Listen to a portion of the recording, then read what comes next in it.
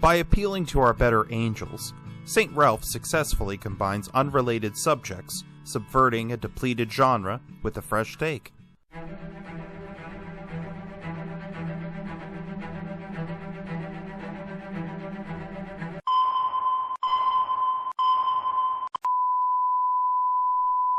It doesn't take a rocket scientist to know that most sports movies follow the same pattern.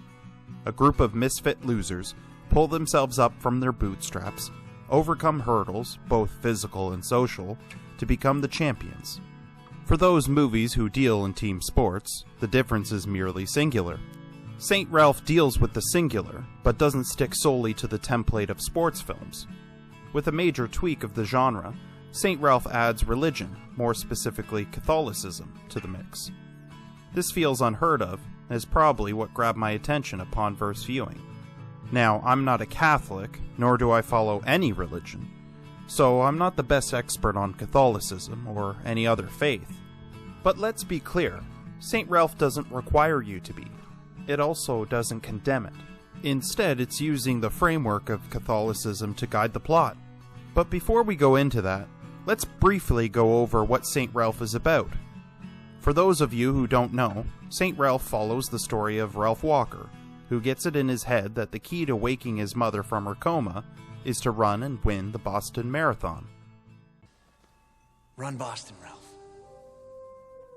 This very act is seen by everyone in the film as insurmountable, and therefore interpreted as a potential miracle. It'll take a miracle to wake her up. A miracle? Run Boston and it'll be a miracle.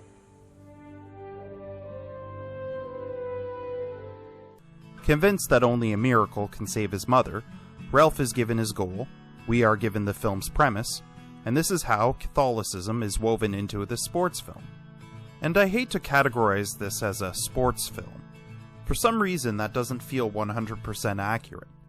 Yes, long-distance running plays a large role in St. Ralph. Yes, we have several scenes with our lead running. And yes, the climax takes place at the Boston Marathon. But the film is constantly reminding us that marathon running is merely a means to an end. Ralph's passion for the sport isn't what drives his motivation. It is the well-being of his mother that does. I'd say it's more of a religious film than a traditional sports film, yet I still wouldn't even go far enough to label it simply a religious film. St. Ralph has plenty of talk and imagery to remind you of the role Catholicism plays in this story. However, it seems the film is trying to get at something more universal within everyone. Certain principles in which the tentpoles of Catholicism stand upon, but not ones which are exclusive to the religion. We see this in Ralph. Troubled yet ambitious to grow, Ralph struggling to find his way in the world. His raging hormones are clashing with his faith, and although he is often butting heads with the church, he hasn't abandoned them altogether. In fact, his faith helps him to become a better Catholic, and a better person. And this is where the brilliance of St. Ralph comes to shine. Through his character development, Ralph unwittingly inspires those around him to join, or at least support, his cause. Unbeknownst to himself, Ralph gradually wins over Claire, Father Hibbert, and even those who bullied him. This is not because he doesn't kowtow to their desires, but because he doesn't kowtow to anyone. Chester, pedal harder. Isn't the idea you run faster? Listen, I'm doing the best I can, but I've got to train my legs to accept speed. So give it all you've got. By pursuing a selfless goal alone, he is seen as someone with a divine mission, and it is that perseverance through all cynics which inspires a following. In spite of a lack of support and admiration, Ralph's mission is bigger than himself, and therefore he isn't hindered by the road traveled alone. And let's talk about those around him. With some heavy hitters like Campbell Scott, Jennifer Tilly, and Gordon Pinsent, St. Ralph has a wonderful mix of accomplished veteran actors, as well as a fresh pack of young bloods. Yet despite the age difference, Adam Butcher, Tamara Hope, and Michael Konevsky all prove they can sit at the adult table. With her stone-sober demeanor and wound-type body language, Claire's repression of her unholy desires couldn't be expressed more subtly, if not for Tamara Hope. Michael Kinevsky's frank approach and hermit-like qualities are also subtle, although part of why he may be welcomed at the adult table is his certain je ne sais quoi, which reads like an adult in a kid's body. It's what makes Chester Chester. And of course, there's Adam Butcher. There's much to praise about his performance, but in the interest of keeping this video a reasonable size, let's talk about his key attribute. Butcher has a wonderful ability to juggle a character who is naive, sympathetic, and yet slightly rough around the edges. Now, some of this is outlined in the script, but not everything. Some of this can also be credited to the direction, but at the end of the day, it is the actor who pulls the trigger. As for the veterans, Jennifer Tilly's performance produces a character that's both strong and motherly. As the unofficial mother to Ralph, Alice plays a significant role in Ralph's story. She's a supporting character, as well as a supporting ally, and she doesn't pull any punches. Hail Mary, full of grace. Dear God, please tell me there's a rational explanation for all this. This is what makes her strong, yes, but it's also what makes her such a fascinating character. Gordon Pinsent plays the film's antagonist, Father Fitzpatrick. Shrewd as you'd imagine any Catholic priest antagonist to be, Pinsent plays it to a T.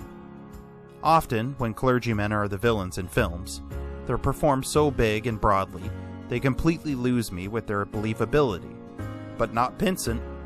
No, Gordon Pinsent is cold in typical film villain fashion, yes, but it's more like a pot simmering than one boiling over. Even though he is the antagonist, Father Fitzpatrick is ultimately, in his mind, trying to help Ralph. Misguided as some of his tactics may be, his goals are for Ralph's benefit.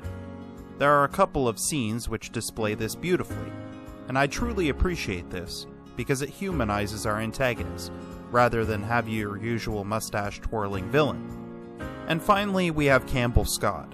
As the stoic Father Hibbert, he is an unusual character, and perhaps the most interesting one from St. Ralph. Cryptic in his delivery, Scott creates a character that naturally spawns intrigue. There's something in his eyes, or common expressions, that conveys a sense of restraint. It's as if he's holding back a secret, yet holding it over our heads at the same time. This is fascinating because he's our conduit between the protagonist and the antagonist. He, like Kinevsky, also has his own je ne sais quoi. So, here we are once again, approaching the end. Like my other videos, I'm cutting it off here to trim the fat. And while there's other things about St. Ralph I've left out, i.e., the natural light in the cinematography, or why Ralph continues to see visions of Santa. You can do it, Ralph! You can do it, it'll be a miracle! Come on! Run, Walker! Run!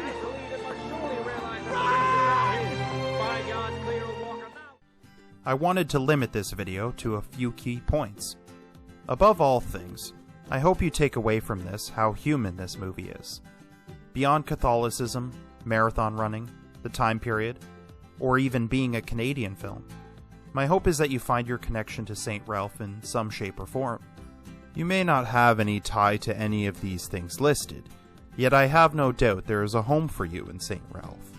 With an infectious spirit that inspires us to be better, St. Ralph reminds us that the fruits of selfless acts can have unforeseen rewards.